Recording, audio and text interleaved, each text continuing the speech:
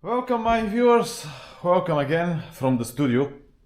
My first record day from the studio after 1 month of preparing. So uh, let's see what we have here.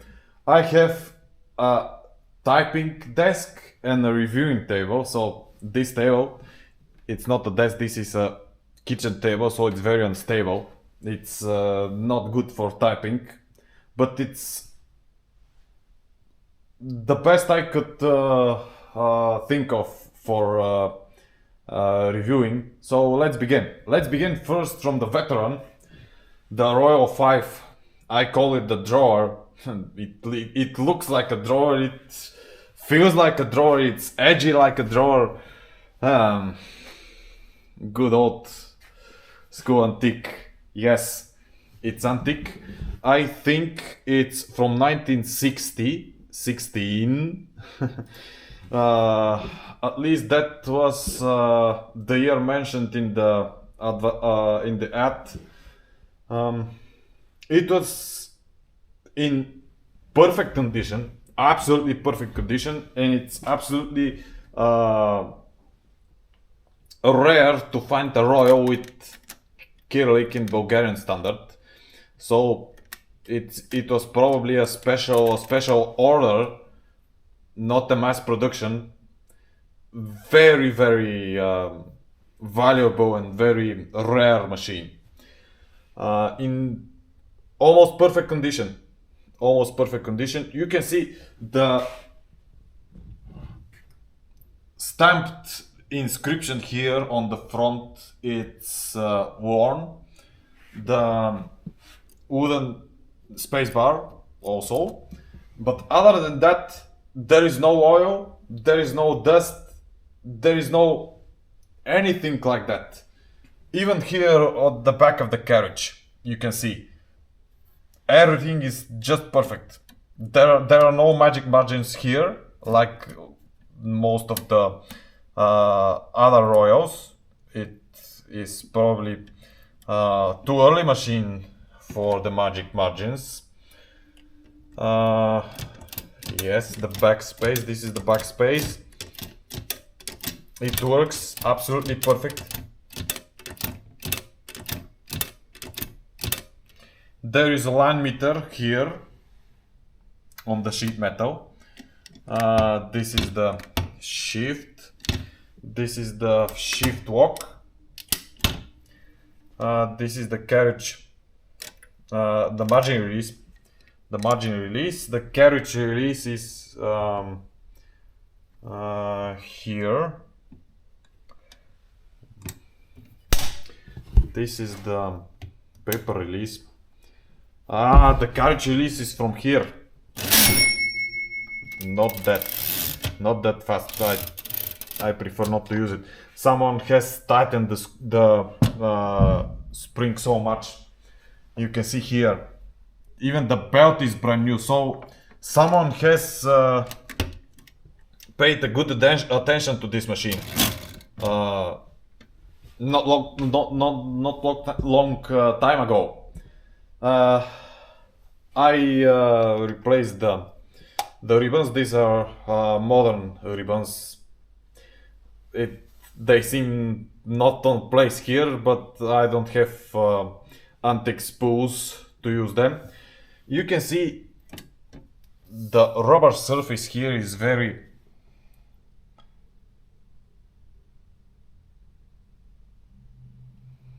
it has the signs of the time. Everything works. Everything works. The roller here is a little bit separated from the bearing.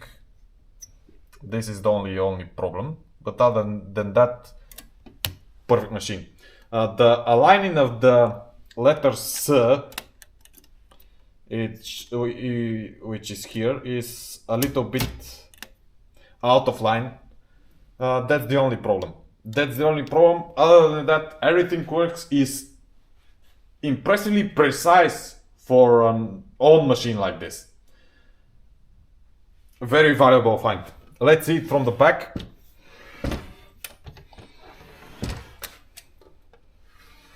It is heavy. It is heavy, not that heavy as, for example, the FP, of course. It is massive, but there are a lot more massive machines, more heavyweight machines than this. This is the ring and this is the inscription. This machine is protected by American foreign patents.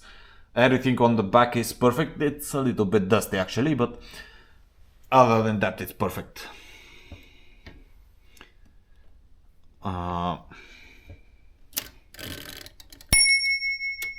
The bell.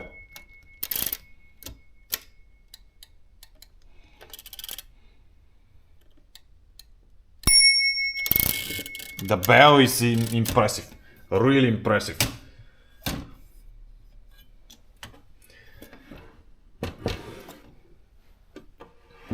The rubber feet are also a little bit repaired. I see that the original rubber feet on the back here where the metal feet are have been probably dismantled with the time. These are probably new rubber feet, and this is the old rubber. This is the old rubber. I hope you can see the cracks in it.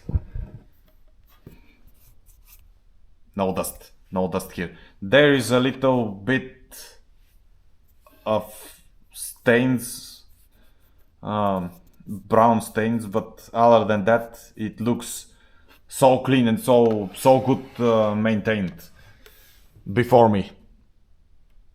A machine to remember. A machine to remember. Let's get into the Royal KMM. You wonder why I put this Torpedo 6 from 1949 next to the Royal KMM, because they are counterparts, but the KMM has something that the European machines from that time don't have. It looks massive. It looks massive. The frame is massive. Here, the frame is massive, but there is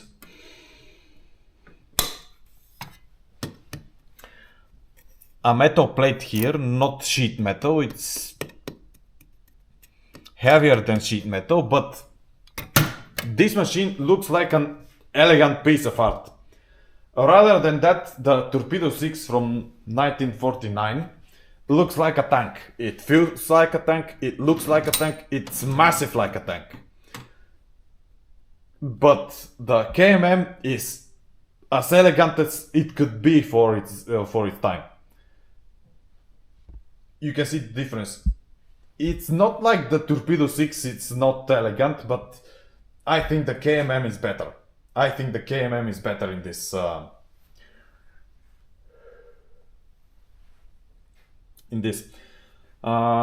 The magic margins, you can see them here. I think whoa, why the light gone off?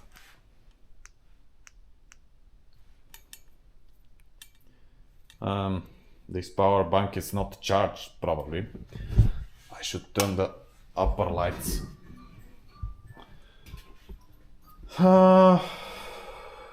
Where was I? Yeah, the magic margins. Let's see now. Yes, they work perfectly. If I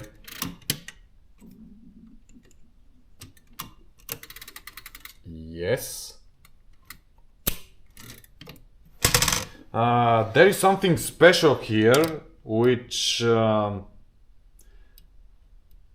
the European brand console, you can see my console 1504 here.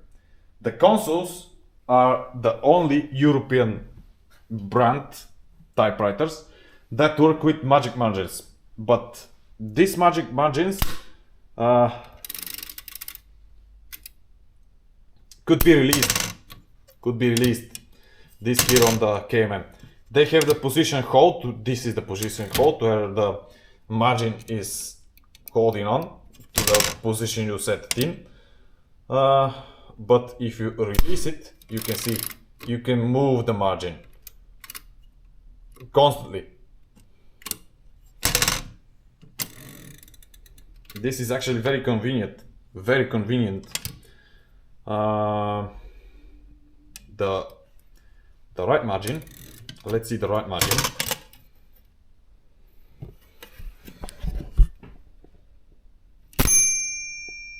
It works.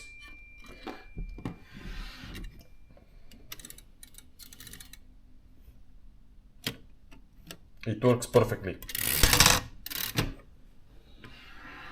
The rollers here are a little bit out of shape. You can see they are no longer in their original shape. They are deformed, but other than that, it's not a problem. The plate, the aligning plate.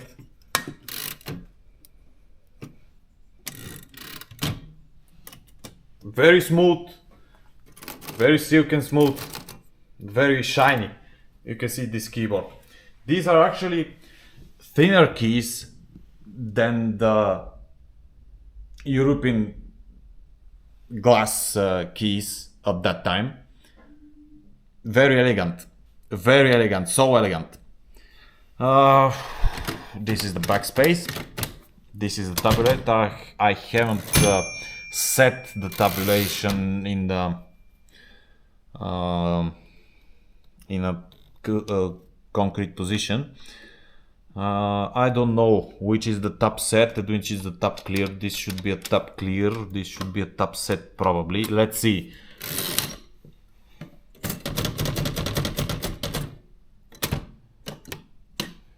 Hey, Netka.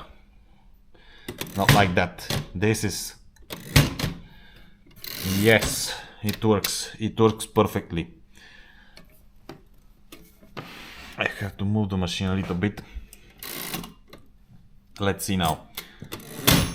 We put the top set here. Yes, it works perfectly. The bell is very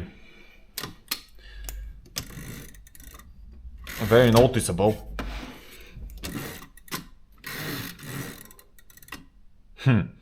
I lost the bell. Where is the bell here?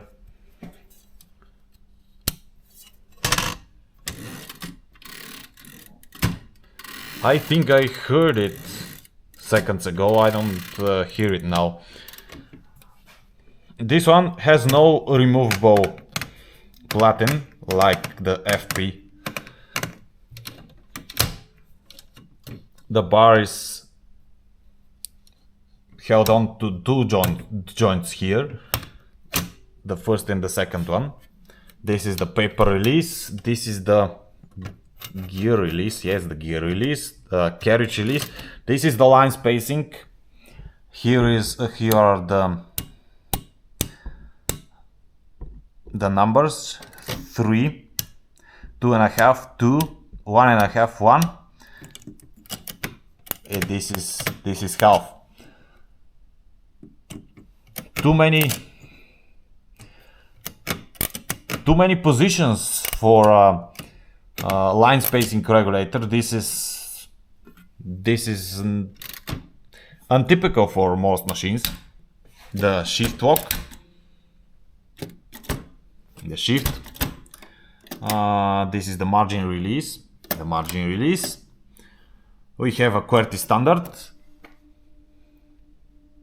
No zero. No zero. Zero is O.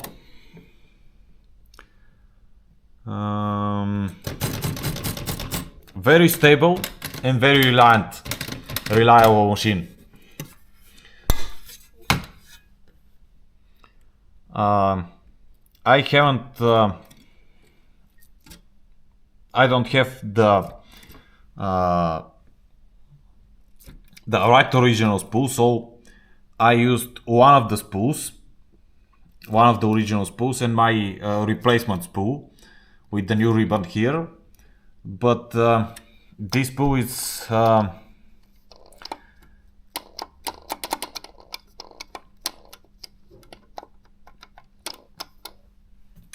don't fit the mechanism, so when this spool gets empty, you should return the spool manually.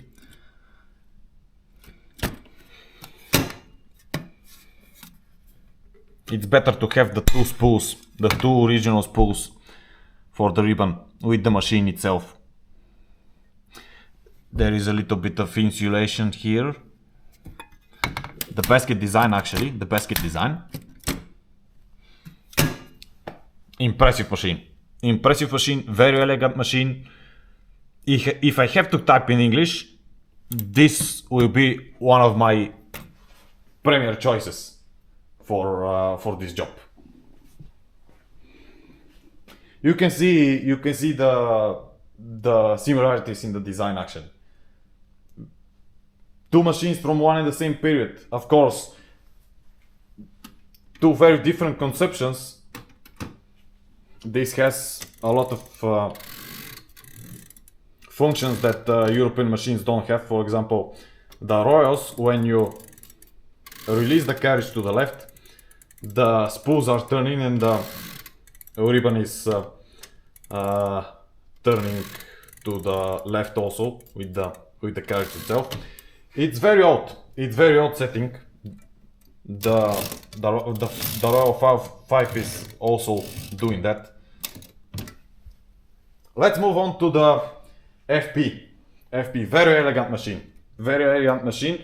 It's a sheet metal machine. It's a sheet metal machine, except for this part. This is part from the chassis, so it's massive. But this is sheet metal. This is sheet metal. This service openings here, sheet metal. Very elegant machine. You will think it's not that old machine, but it's old. It's old. It's from the 50s. Very advanced design for the 50s.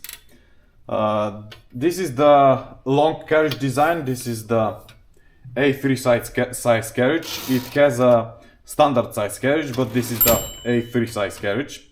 My margin is here. I lost the springs, so the margins here, the magic margins here, have lost a lot of their magic, but they're still working. You can place them manually using the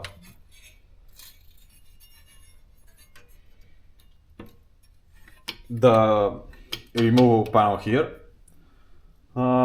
This is the gear release, although it has a gear release here on the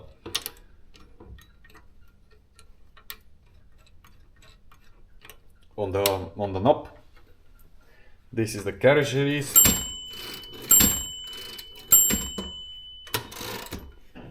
This is the paper release. The bar has two joints like the KMM. It has a removable platen. I will show you just to place the tripod on a proper place for it. Let's turn on the display, the screen, so I can see what I'm recording.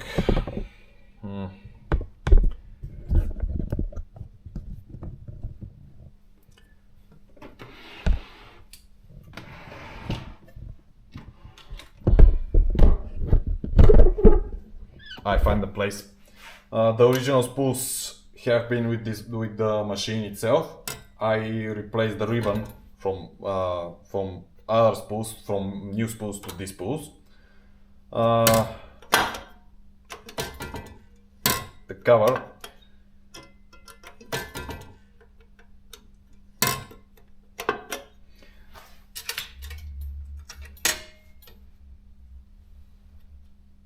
There is a little lever here. You can see, probably you can see it. This right here. See it? This is the lever for releasing the platinum. But first, you have to release this metal here, this metal plate. Then the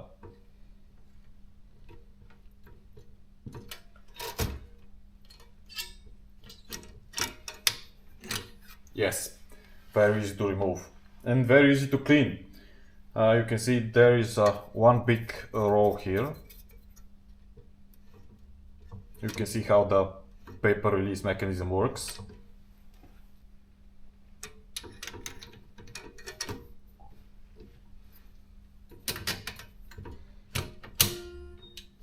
Yes, it's all in place now. The inconvenient thing about the FP, which the KMM has it better. It has a very small font face. Both of them have small font face, but the Royal is more inconvenient because it's more likely to punch a holes through the ribbon and through the paper sometimes. Much more like the KMM than the FP. The FP is a little bit off, but it's very elegant machine. It's very elegant machine, and I think I will try to change my opinion about the FP. I will try to type a little more on it, even though it's in Latin, not in Cyrillic actually, but it doesn't matter. It's a very well preserved and very well designed machine. Let's see if we have the tab set and tab clear working. We'll set tab set here. No removable carriage, no removable carriage. Yes, it works. It works perfect. The tab clear also works perfect. This is the backspace. This is the shift and the shift lock. The margin release. It used to be QWERTY, but I don't know why the Q and W are here and here instead of here.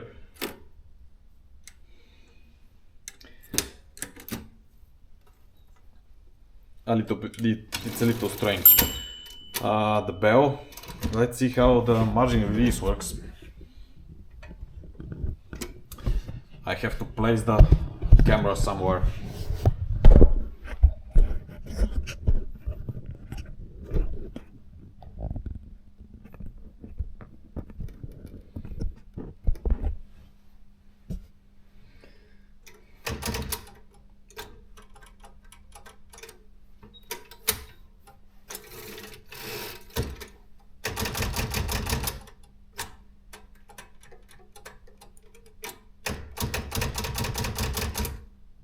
It works. Not perfect, but it works. The belt, I see the belt, it's the original belt, but it's very heavy, very well, in very good condition still. The spring row is metal, the spring pulley.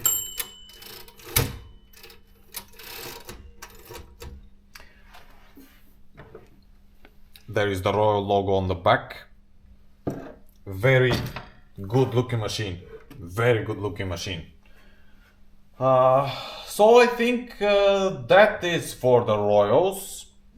Share your opinions in the comments. I probably missed some things about them, but other than that, they are very good machines. Very good machines, and I was glad to have them in my collection. Extremely rare here, extremely rare.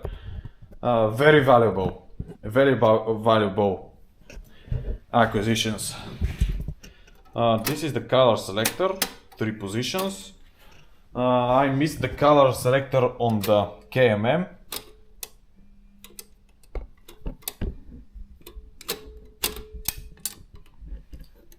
These are the ribbon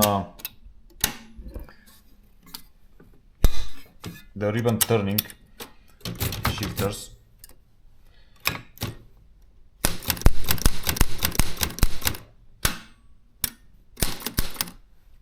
It has to be the